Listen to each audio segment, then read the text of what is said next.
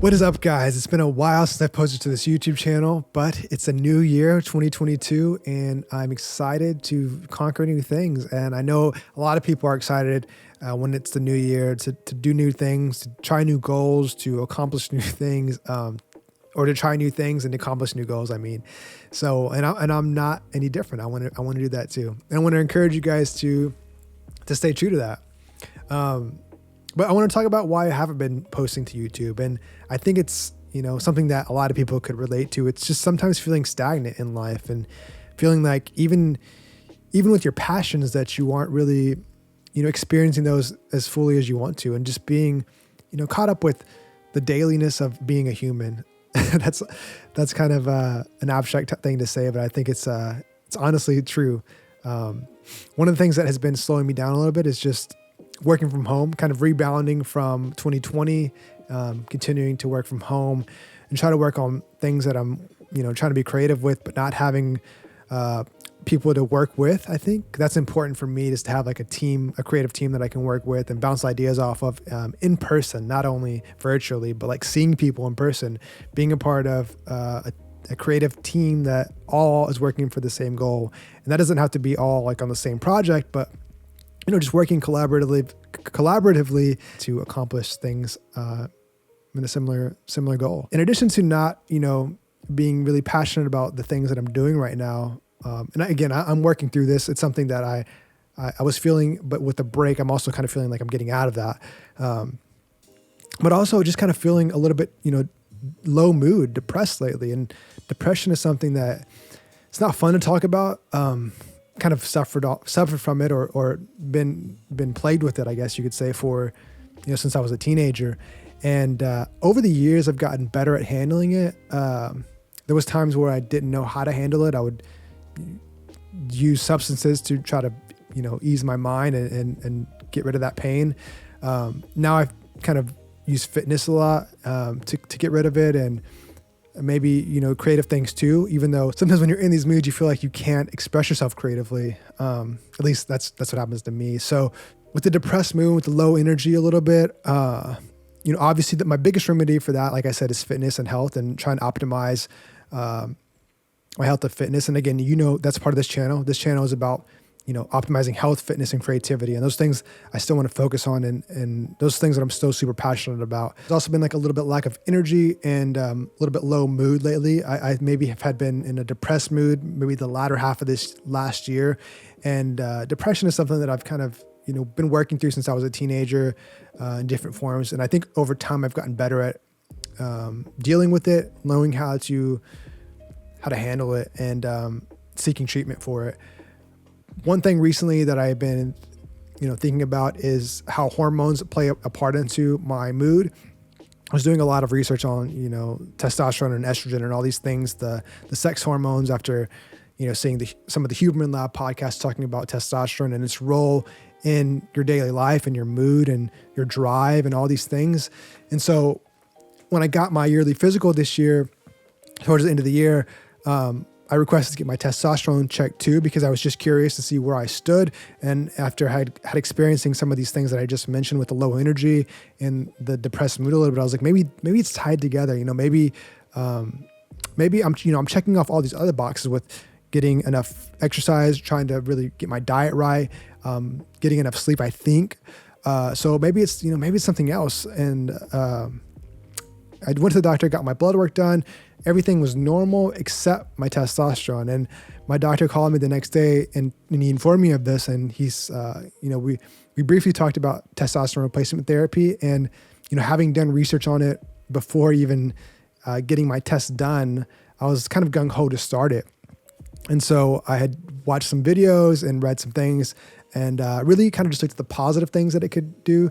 It could help with your mood, it could help you have more energy with working out, and even increase lean muscle mass. And so like all these things are going through my head about like, man, this is gonna be so great. I'm gonna be able to get on this, and within a few months, I could maybe see results. And so I asked my doctor, like, okay, this sounds like a good idea. When can I get started on it? And he was like, come in the next day, come in tomorrow morning. And so I ended up going in the next day, it was a Friday morning, and took my first testosterone shot. It was 200 milligrams of testosterone cypionate. And the doc told me that he was going to put me on 200 milligrams a week, once a week. And I could come in the next week too, and they would do it there. But then after that, we would just have the prescription and I can do it myself.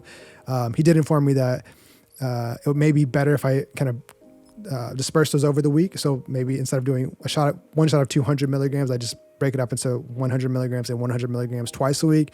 And after doing my own research, that seemed like the best, or even one of the best options. Maybe just spreading it out over the week in general was the better options. So anyway, after getting the second shot the next week, I got 100 milligrams, and I kind of had this anxiety though. I was just thinking like, maybe this isn't the right thing for me. I had done more research on it, and I had realized that there were some more side effects that maybe I had not really considered that much. What the testosterone does to your body naturally. When you take an exogenous hormone, it shuts down your natural production of testosterone or whatever hormone that is. And that could be estrogen, it could even be melatonin. And so that kind of scared me a little bit. And, looking back at where my range was, I registered around 332 nanograms per deciliter of total testosterone. And on the reference range on that particular test that I took, it was low. It was below the cutoff, which was 350. And the high end was 800 nanograms per deciliter. But, all these ranges are different. And I found that out after doing more research that, the ranges go as low as like 300. I think even go as low as 200 of what would be considered normal. And so I just kind of had all this anxiety about, was this the right choice for me? There's other ways to boost your testosterone naturally, and I'll talk about that too here in a second. But again, I had this anxiety, and I was like, this doesn't feel right. I felt like almost that I was, I felt guilty for getting on it, even though the doctor kind of told me that this might be a good idea. I felt like I was taking steroids or something, and it's kind of true, but at the same time, it's not necessarily a bad thing for certain people.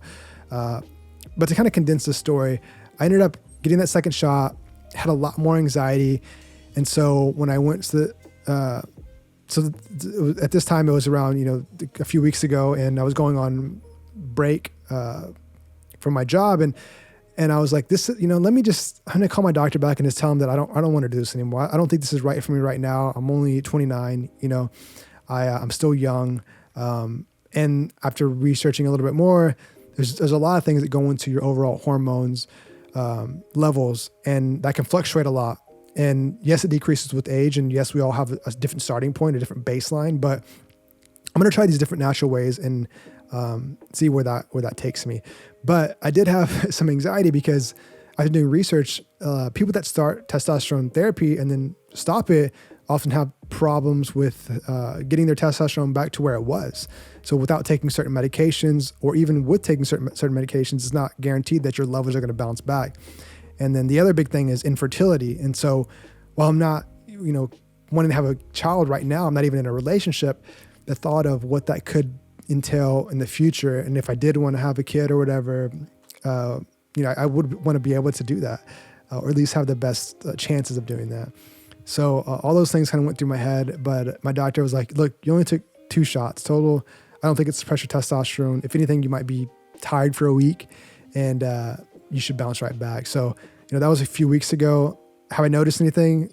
Not really, no. I mean, I was a little bit tired, but also I've been still working out a lot. And as you guys know, I have posted about this in the videos, the fitness. Like, I love to work out twice a day, a lot of days, probably like 5 to 6 days out of the week. I love doing cardio and lifting. And so after doing research on what could cause my testosterone to be low, I realized that sometimes it's overtraining. And there's a whole different discussion about what's considered overtraining. Can you actually overtrain? But for different people, it's different. And so I don't know if that is the reason or not, but it's something I have to consider. The other things I have to consider are the sleep. So I'm going to go ahead and transition into talking about the ways that I'm going to try to improve my testosterone in the natural ways. And the biggest thing that I've read and seen, and just out of everything that I've watched, is sleep. There's so many studies that tie sleep with your level of testosterone or your level of just sex hormone that it's pretty hard to deny. So like I said, I was trying to get around 7 hours of sleep. I wasn't tracking it meticulously. Ever since I've gotten my Garmin watch, which I got probably like in the middle of this last year, I've really just been able to track a whole lot of things a lot better. And it's not perfect with tracking everything, but it does give you a good insight on where your sleep is, your heart rate is, your training and stuff like that. So I think I was averaging like 7 to 7.5 hours of sleep a night. But now I'm going to try to get 8 to 9. I mean, that's how important sleep is. It's undeniable that it can, affect these things. And if I'm going to be training still and I don't want to stop training, then I'm definitely going to try to get more sleep and go to sleep at the same time. I want to try to go to bed around 9 to 9:30 and wake up around 5 to 5:30. And that's going to try to, get my 8 hours at least of sleep. But again, I'm trying to go for like 8.5 to 9. So I might have to adjust around that a little bit too. Let's talk about training a little bit. I did say I didn't want to stop training. I didn't want to stop running. Running became a big part of my life this last year. I did a half marathon and I trained for that pretty well. And then I just continued to run throughout the year. And I think I ran close to 1,000 miles this year. Looking at Strava, I started calculating on Strava halfway through the year, and it was like over 500 miles since halfway. And, again, I ran the half marathon in the first half of the year. So I didn't account for those miles, but that's the most I've ever ran in my life. And I've seen a ton of benefits from it. Obviously my heart has improved. My cardiovascular health has improved. My legs have gotten stronger. So I'm not going to stop running, but I am going to change the way that I train when it comes to running. I'm not going to run as many long distance runs. None of those, not really many 6 mile plus runs. I'm going to try to keep it, 5 and below, and then, work on some sprints. And really one of my goals last year that I didn't really finish or get to was the sub 21 5K, sub 21 minute 5K. And that'll be a continued goal to 2022 and something I know I can do without, killing myself in those long distance runs. Another form of cardio I've done and I'm going to continue to do is the daily body weight lunges, or not daily, but at least multiple times a week, 400 to 800 meters of body weight lunges. I've seen so much, good come from that when it comes to strengthening my glutes and my quads. I love the way that my body feels when I'm doing lunges and after I'm doing lunges, and it takes a while to build up to that. But once you do, it just I just love it. I just feel like it's strengthened my legs so much. The other things that I'm doing are, when it comes to my diet, it's been proven or it's been shown, at least in some studies, that increasing your fats, or having a good amount of fats, particularly monounsaturated fats, can help with your testosterone naturally. So where do you get those monounsaturated fats? Well, you can get them from avocados, you can get them from nuts. And so that's what I'm going to do. I'm going to increase the amount of fats that I have in my diet. And if I look at my breakdown of macronutrients, was typically eating a little bit more carbs than fats and proteins. And I'm probably still going to keep that, because the carbs, I noticed even when I reduced them to like 100 grams or 200 grams, probably like 100 to 100 grams a day, I was feeling a little lethargic when it comes to those runs or even just like explosive activities. So where I'm at now with my diet is anywhere from 2,800 to 3,000 calories, and having around 40% carbs, 30% proteins, and 30% fats. And my fats are going to be from like 90 grams to 100 grams per my calories. And I'm also going to be incorporating intermittent fasting, which there's been some studies that have shown that maybe that could help with testosterone too. So I'm kind of throwing multiple things at this to see, how it affects me. And with the intermittent fasting, it's going to be an 8-hour window that I eat, and that's going to be from 12 to 8, and then shut off eating at 8, and then have an hour before I go to bed to have a ZMA supplement, which is zinc magnesium. And that is going to help me go to sleep, get a good night's rest, stay asleep, and could potentially help with testosterone as well. So just multiple things that I'm kind of throwing at this quote unquote, it's not a problem, but it's just not optimization. I'm about optimization, and I'm not feeling optimized with my health right now. So I also ordered one other supplement. It's Tangat Ali, and I've yet to take it, but it should be here soon. And this natural herb has been proven to increase testosterone naturally as well. And I kind of got inspired to try it from the Huberman Lab podcast, which I talked about in previous videos. And it's just a podcast that I love listening to. And it's so much, it's a wealth of knowledge from experts in each field of the different episodes. So there's been episodes on hormones, on sleep, on strength and conditioning, all these different things, with some really great people and some really great insights that I've really enjoyed. So I'll get back with the whole testosterone thing. I'm going to have my levels tested again in a few months, and to see if these different things that I'm incorporating have actually proven to change my testosterone levels. And if they haven't, then at that point, I'm going to reconsider TRT. Obviously, after talking with my doctor a little bit more, or an endocrinologist, and see if that might be a good option. Again, I'm 29. I turned 29 a few months ago, so I still have this whole year of being in my 20s, but I want to optimize, my life as best as I can, and just make sure that I'm being able to perform to my best abilities, and my mood is where it should be, and it's consistently that way. So yeah, that's my health update. Now I'll talk a little bit about the creativity aspect of things.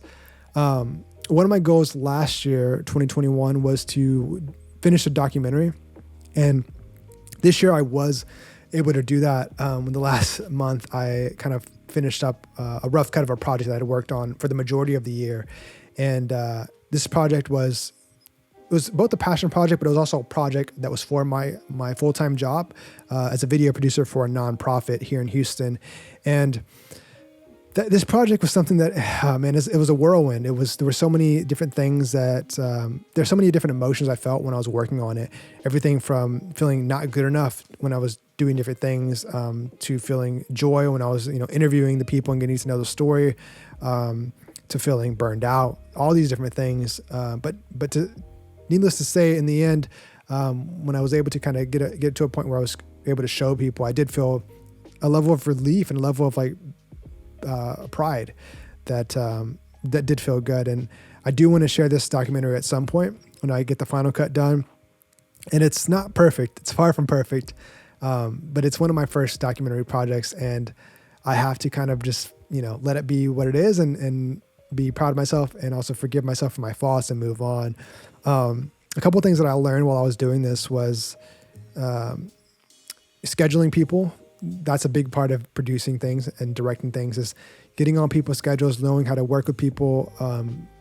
People are busy, so getting time with them and being able to get enough time with them to make them feel comfortable with your presence and being on camera. It's not only just important for someone to be willing to be on camera, but it takes time for them to be their natural selves. In a documentary film, especially, you want to try to be as authentic as possible in the film, and so that takes time with the character. You have to commit that time as a director and as a cinematographer, or if you're involved in it in any way, really.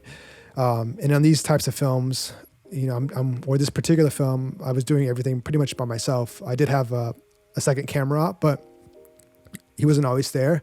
And, so for me, it was mostly just me running around and getting the footage and doing these interviews and stuff.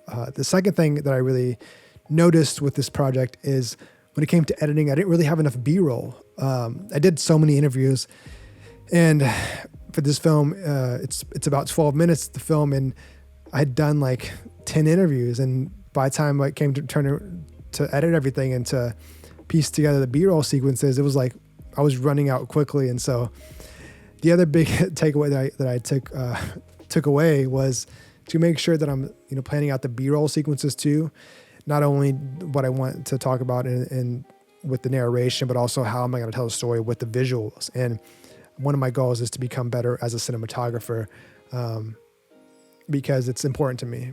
Like as I said, health, fitness, and creativity are all important to me, and I'm kind of just trying to navigate where I stand with all of them and how I can pursue each, and where the next steps in my career. And I'm just learning. So that's all you can ask for, is just to continue to learn. And that's what I want to encourage you guys to do too, is like just learn and don't give up on your passions. You can be multiple things. For me, it's about, I love health. I love trying to help people with that, encouraging people through that. seeing people start a health journey and learning more about nutrition, because it is a journey. It's not something that you just start one day and you become healthy or you become fit. I mean, new research is being done all the time about ways to optimize your health. And that's the same thing with art and video and cinematography. As new cameras come out, new techniques of filming. There's so many things that are just constantly evolving, and that just kind of reflects on how we have to evolve as people. I feel like this year will be a lot of pushing myself to explore things, and maybe a move is involved, maybe a different career path. This is a way for me to share things and to kind of just get my voice out there too. So all that being said, this is the second time recording the video, so everything's kind of fast, I'm sure, but I got to kind of wrap it up. And I want to say thank you for watching. I love you, and you should love yourself, and just keep on creating things. Keep on trying to find yourself, because that's a lifelong journey. And I'm saying all this stuff just so I can really say it to myself too. Like all these things that I'm saying to the camera, just it's stuff I'm just telling myself, really. It's like a journal. So I hope you guys have a great start to the year, and I'll see you next time. Peace and love.